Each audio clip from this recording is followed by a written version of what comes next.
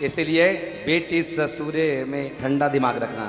चांद बन के बेटी ससुरे में रहिया तो, चांद बन के बेटी ससुरे में रहिया तो, चांद बन के सबके पुत्री के बिचवा परान बन के, सबके पुत्री के बिचवा परान बन के, सबके पुतले में प्राण बन के रहना। के बेटे ससुर में रहिया तो, चांद बन के बेटी ससुर में रहिया तो, चांद बन के ससुर में रहिया।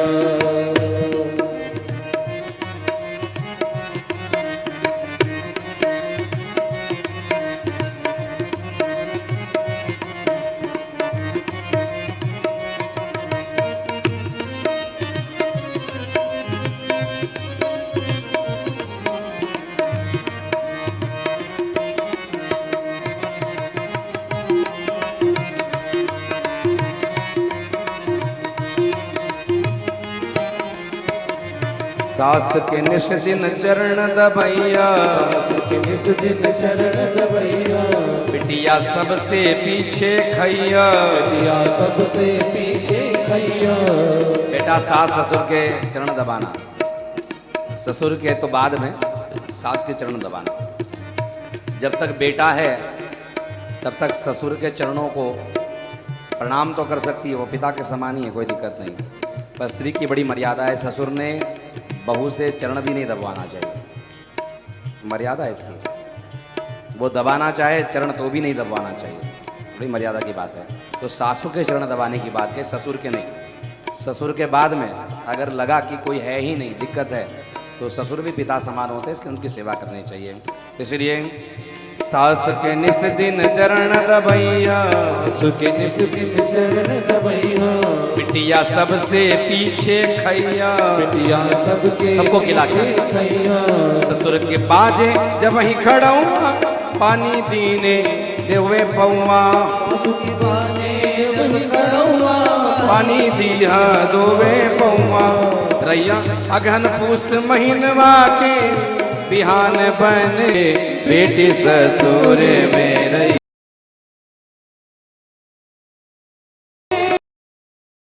बेटी ससुर में रहिया तू, चांद बन के बेटी ससुर में रहिया।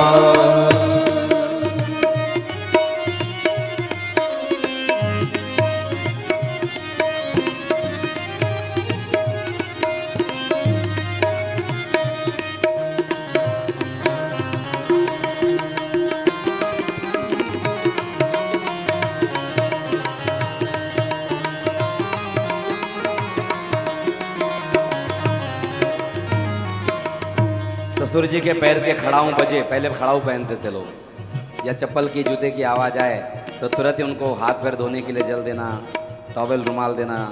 पिताजी बहुत थक करके आए हो, आप इतनी उम्र हो चुकी है, ज़्यादा भाग दौड़ मत करो, ऐसा कह करके। चरण दबाना, गला मत दबाना। आजकल की बहुएं गला दबाने की तैयारी में रहती कि सास के कब मौका मिले गला दबा दिया जाए। तो चरण दबाना, गला न दबाना। और फिर अगला शब्द कहा है, देखो पढ़ो लिखो, तो कहते हम लोग पढ़े लिखे हैं, क्या चूल्हा चौका करने आए? जय हो। हम पढ़े लिखे क्या चूल्हा चौका करने आए? तो उसका उत्तर दिया यहाँ पर, सांझ के तनिको समय ज पैया, सांझ के तनिको समय ज पैया, छोटहर लड़कन के पढ़ैया, छोटहर लड़कन के पढ़ैया। शाम को थोड़ा भी समय मिले तो छोटे बच्चों को पढ़ाना। बोले किस बच्चों को? अपने बच्चों को। अरे अपने बच्चों का तो ध्यान कुतिया भी रखती है। तुमने अगर गली मोहल्ले से लेकर करके तुम्हारे जेठ और तुम्हारे देवर के बच्चों को पढ़ा लिखा दिया तो तब समझ जाएंगे तुमने पढ़ लिख कर करके अच्छे परिवार से आई हो। यहाँ आश्चर्य की बात होती है कि आप पढ़ी लिखी लेकिन आपका बच्चा कोचिंग क्लास करने जाता है 1 लाख रुपया दे कर करके, तो फिर तुम्हारी पढ़ाई किस काम की है? अगर आपके पास मौका मिले तो पढ़ी लिखी हो, थोड़ा समय मिले तो बच्चों को बुलाना। गली मोहल्ले में जो बच्चे पढ़ने में थोड़ा सा दिक्कत हो रही है उनको बुलाओ, आओ बेटा आओ मैं पढ़ा देती हूँ, मेरा मैथ्स ठीक है, मुझसे मैथ्स पढ़ सकते हो, अंग्रेजी ठीक है पढ़ लो। के सांझ के तनिको समझ पहिया, छुटहर लड़कन के पढ़ैया, जे केहू के आठ पैया, मुखड़ा घूंघट में छुपैया,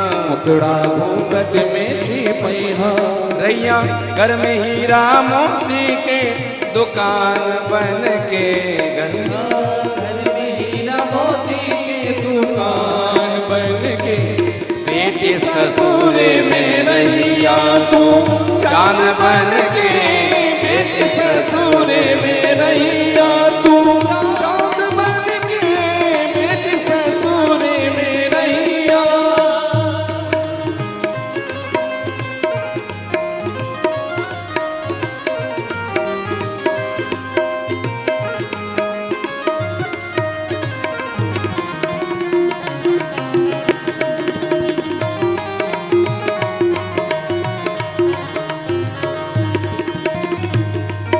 देखो हमारे यहाँ घूंघट की प्रथा थी, और घूंघट की प्रथा बुरी नहीं है, मर्यादा की बात उसमें कही गई। अगर आपका सर ढकने से अगर आपकी इज्जत में 4 चांद लगते हैं तो आपको सर ढकने में दिक्कत क्या है? आपका अगर लोग सम्मान करते हैं, आदर करते हैं, उसमें क्या दिक्कत है? हाँ ठीक है, दिक्कतें होती जब आप एकांत में हो, कहीं हो, तो आप आराम से रिलैक्स रहो। जब आपको मौका मिले तो आप सर्वसाधारण वस्त्र में रहो, और रहना चाहिए, क्योंकि माताओं को बड़ी मर्यादा का पालन करना पड़ता है, परंतु एकांत में। और जब मौका मिले तो जरूर उसको करना चाहिए। इससे 2 फायदे होते हैं, एक घूंघट लेने से आदर सम्मान मिलता है, दूसरा बुरे लोगों की नज़र नहीं पड़ती, तीसरा सबसे बड़ा फायदा यह है कि माताओं का मस्तिष्क का भाग थोड़ा नाजुक होता है, पुरुषों के बदौलत स्त्री का मस्तिष्क का भाग नाजुक है, इसलिए उसको सबसे ज़्यादा बड़े केस रखने के लिए कहा गया है। और दूसरा, उसके मांग में जो सिंदूर भरा जाता है वो बड़ा इसलिए भरा जाता है, सिंदूर में होता है पारा। क्या होता है? पारा। और पारा क्या काम करता है? सनस्ट्रोक से बचाने का काम करता है। हमारे यहाँ जो जो चीज़ें हैं बहुत मर्यादा की बात की गई है, इसलिए जो परिवेश कहे हैं, जिस वेश को कहा गया उसकी मर्यादा। अयोध्या, वृंदावन आदि क्षेत्र में विदेशों की महिला आती है तो बहुत अच्छे पूरे वस्त्र पहन के आती है, थोड़ी मर्यादा में रहती है। यहाँ कुछ बेटियाँ आती है ऐसे कपड़े पहन के आते हैं, बेटी की गलती नहीं है, हमारा तो मन करता है एक सांटी उठाए और उसके माँ बाप को बढ़िया कूट करके निकाले, उसमें नमक मिर्ची लगा करके उसको ठीक ठीक तरीके से बताएं कि तुम्हें अक्ल नहीं है कि तुम राम लला के दरबार में आ रहे हो, कृष्ण भगवान के दरबार में आ रहे। अरे पुलिस वाला भी जब तक खाकी नहीं पहने तो उसकी औकात नहीं समझ में आती, उसकी क्षमता नहीं पता चलती। कोर्ट में जब तक के काला कोट नहीं पहनता, यूनिफॉर्म नहीं पहनता, तब तक वकील को भी कोई लोग ठीक से समझ नहीं पाते। तुम्हें भगवान के पास दरबार में आने के समय में भी कैसे कपड़े पहने जिसकी मर्यादा नहीं है। भारत में पंजाबी ड्रेस पहनो ना, क्या दिक्कत है? उसमें बहुत मर्यादा की बात है, मर्यादा है। पंजाबी ड्रेस पहनने में कोई दिक्कत नहीं, मर्यादा है। परंतु जहाँ जो चीज़ उचित है उसको उचित ही पहनना चाहिए। मंदिर में जाते हो जींस पैंट पहन करके जाते हो, मंदिर में जाते हो टाइट कपड़े पहन करके जाते हो, क्या है ये? गलत बात है। बच्चों को आप किसी तीर्थ में ले जाओ तो उसको कहना कि मंदिर में जब दर्शन करने जा रहे हो तो परिपूर्ण वस्त्रों को पहनो। और चुनड़ी फैशन के लिए एक साइड में ऐसे लगाने के लिए नहीं है, चुनड़ी ओढ़ने के लिए है और उसको ओढ़ने का ही काम करना चाहिए। चुनड़ी फैशन के लिए नहीं है, इसलिए चुनड़ी का सही सही प्रयोग करो। अगर वस्त्र के बारे में भी व्यासपीठ से बोलना पड़े तो कितनी बुरी स्थिति भारतवर्ष की हो रही है, क्या बोले, इतना बुरा लगता है। मंदिरों में कैसे कपड़े पहन करके आते हैं, विचित्र कपड़े। इतना मॉडर्न जमाना अच्छी बात नहीं है। मॉडिफिकेशन गाड़ियों में करो, मॉडिफिकेशन कंप्यूटर में करो, मॉडिफिकेशन मशीनरीज में करो, मॉडिफिकेशन यंत्र में करो। अपने में ज़्यादा मॉडिफिकेशन करने के चक्कर में जाओगे तो बर्बाद हो जाओगे। इसलिए अपने में मॉडिफिकेशन मत करो। अपनी जो परंपरा है वो सबसे उच्च परंपरा है। विदेश में हमारे वस्त्रों को पहन करके लोग अभिमान प्राप्त कर रहे हैं, हमारे जैसे लोग टीकी रखने लगे हैं, हमारे जैसे लोग जीवन जीने लगे हैं, हमारे जैसा लोग तिलक लगाने लगे हैं। कुछ कुछ व्यासपीठ पर बैठने वाली महिलाएं भी मर्यादा में तिलक नहीं लगाती। जया किशोरी को अभी पीछे ललन टॉप में प्रश्न पूछा कि आप कैसा चाहती हो? बोले मैं ऐसा चाहती हूँ जो भगवान को मानने वाला हो, लेकिन मेरे जैसा थोड़ा मॉडर्न भी होना चाहिए। अरे मॉडर्न जमीन मशीनों में होता है, मॉडर्न चीज़ जो है वो इंस्ट्रूमेंट्स में होता है। इंजीनियरिंग में होता है, मनुष्य में कोई मॉडिफिकेशन नहीं है। मॉडिफिकेशन अगर करवाना चाहते हो तो एक काम करो, नाक को लगा करके यहाँ लगा लो ना, नाक टाइगर नहीं लगाते, मॉडिफिकेशन ही करना चाहते हो ना। ऐसा कभी किसी ने किया क्या? तो ज़्यादा मॉडिफिकेशन का नाम बना कर करके जीवन में गड़बड़ी नहीं करनी चाहिए।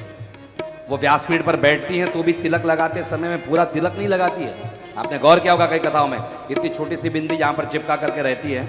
ऐसे कई व्यासपीठ के प्रवक्ताओं को मैं बता दूंगा।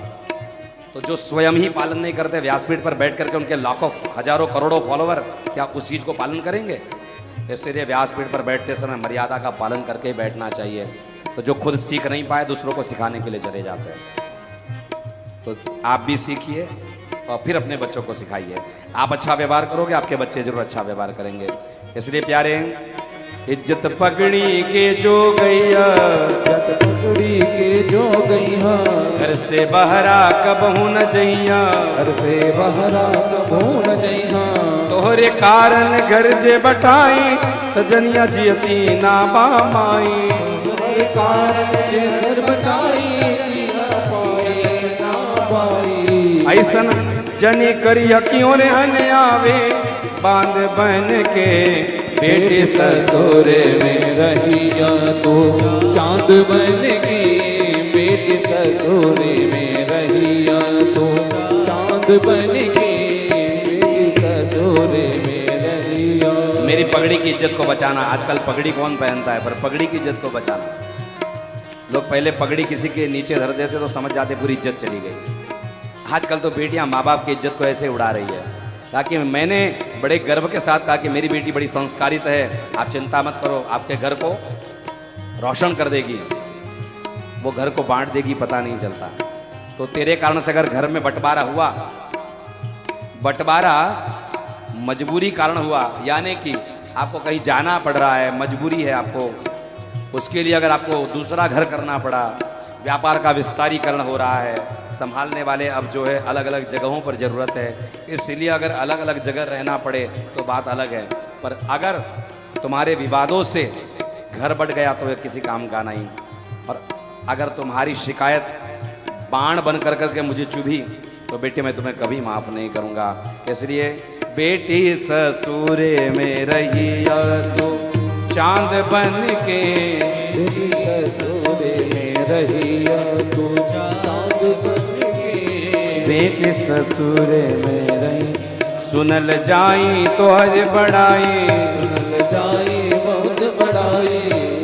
जब तेरी बड़ाई सुनी जाएगी तो कितना अभिमान होगा। सुनल जाई तो हर बड़ाई, सुनल जाई तो हर बड़ाई। किया जाई तब ही भुलाई, किया जाई तब ही भुलाई। ऐसन करिया सबसे प्यार, तोहरा लागे बिनु अनार। करिया सबसे प्यार, तोहरा बिनु लागे अनार। सबके ओठे रैया गीता और कुरान बन की, बेटी ससुरे में रहिया तो चांद बन की, बेटी ससुरे में रहिया तो चांद बन की, बेटी ससुरे में रहिया तो चांद बन के, बेटी ससुरे में रहिया।